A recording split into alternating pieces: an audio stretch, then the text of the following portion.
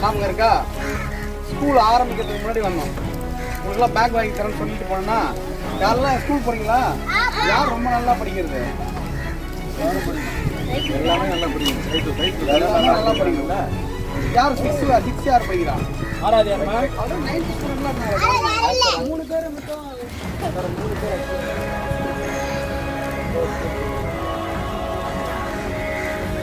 School daily போறீங்களா? எங்க இருக்கு ஸ்கூலு? ஒரு நாள் கூட நிற்க கூடாது, புரியுதா? டெய்லி என்ன பண்ணணும்? நல்லா படிக்கணும், புரியுதா?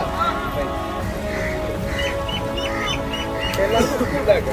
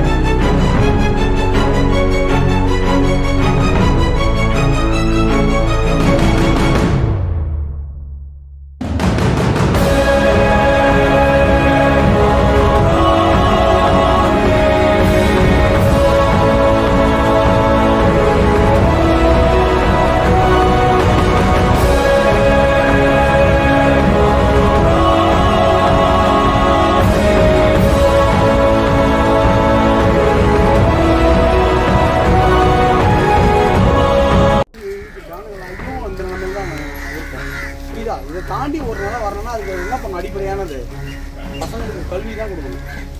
தயவு செஞ்சு கல்வியை இருக்கிறாரு 10வது 12வதுலாம் இருக்கிறாரு. காலேஜ் வேற போகட்டும்.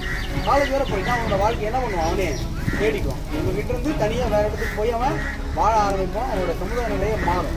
அதை விட்டுட்டு நீங்கள் 10 வயசு 12 வயசு 18 வயசுலாம் கல்யாணம் பண்ணி கொடுத்துருவீங்க உங்கள் சமுதாயத்தில். அதுதான் இருக்கிற பிரச்சனை. புரியுதா? பொம்பளை பிள்ளைங்க தான் தயவு செஞ்சு 18 வயசுக்கு கல்யாணமே பண்ணி கொடுத்தாங்க.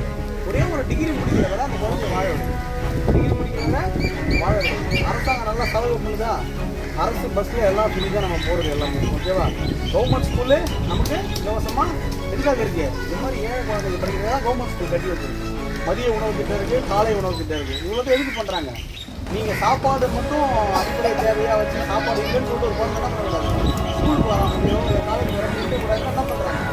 காலை உணவு திட்டமே கொண்டு வந்துருக்காங்க. குழந்தைங்கள்லாம் காலை உணவு திட்டம் போடுறாங்கல்ல, அப்போ அதெல்லாம் பயன்படுத்தலாம்னு நீங்கள் தயவு செஞ்சு குழந்தைங்க என்ன பண்ணல, ஸ்கூலை விட்டு இப்போ கொண்டும் கூடாது. அதனால் அதுவே பண்ணுறாங்கள. உங்களுக்கு தேவையான வசதிகள்லாம் இப்போ முன்னாடிலாம் இது இல்லை. அந்த ஸோ அதெல்லாம் நீங்கள் என்ன பண்ணணும்? பயன்படுத்தணும். புரியுதா? பசங்களுக்கு வந்து உங்களுடைய வாழையடி வாழையாக செய்கிற தொழில் என்ன பண்ணக்கூடாது? கற்றுக் கொடுக்கணும். அது ஒரு நல்ல வருமானம் வர தொழில், மெச்சூரிட்டி ஆகிற தொழிலாக இருந்தால் பிரச்சனை இல்லை. நீங்கள் இன்னும் கீழ் நிலைமையில தானே போயிட்டு இருக்கீங்க. ஸோ அதில் வந்து என்ன பண்ணணும்? நீங்கள் மீண்டு வரணும். இதான் ஒரு நல்ல ஒரு தொழிலை கற்றுக்கணும். புரியுதா? கற்றுக்கிற தொழில் கூட என்ன பண்ணணும், நல்ல தொழிலை கற்றுக்கணும். அந்த பையனா இனிமேல் ஒரு படிக்க முடியாது. பையனா படிக்கிறியா? இல்லை புரியா படிக்கல. இனிமேல் அவன் என்ன பண்ணோம், ஒரு நல்ல தொழிலை வந்து அவங்க சொல்லித்தரணும். ஏதாவது மரச்சிற்பு பண்ணுறது, வேறு ஏதாச்சும் நிறைய ஒர்க் இருக்குது. கை தொழில் இருக்குது. அது மாதிரி கை தொழில் கற்றுத்தரும். அதை விட்டு டெய்லி போய் போட்டு வந்து செலவு பண்ணிட்டு அன்றாட வாழ்க்கையை முடிச்சுன்னா அது வேஸ்ட் தான். நிரந்தரமான ஒரு வீடு கூட இல்லாமல் அந்த 2 நாளைக்கும் நிரந்தரம் ஒரு வீடு இல்லாமல் கஷ்டப்படுறது. மழை டைம்லாம் இங்கே இருக்கவே முடியாது. மழை டைமில் இங்கே இதெல்லாம் கொண்டு போகிறாங்கன்னா உள்ளே போகிறாங்க. உங்களுக்கு ஏதோ ஒரு இடம் தேர்வு செஞ்சு கொடுப்பாங்க. இடம் தேர்வு செஞ்சு கொடுத்தா தயவுசெய்து அந்த இடத்துக்கு போயிடுங்க. உங்கள் வாழ்க்கை மாற இன்னும் கேட்பாங்க, இதெல்லாம் இருக்க காலகாலமாக இதெல்லாம் ஏன்னா இங்கே ரோடு போட்டு போகிறது போகிறதுனா ஒரு சாத்தியம் இல்லை.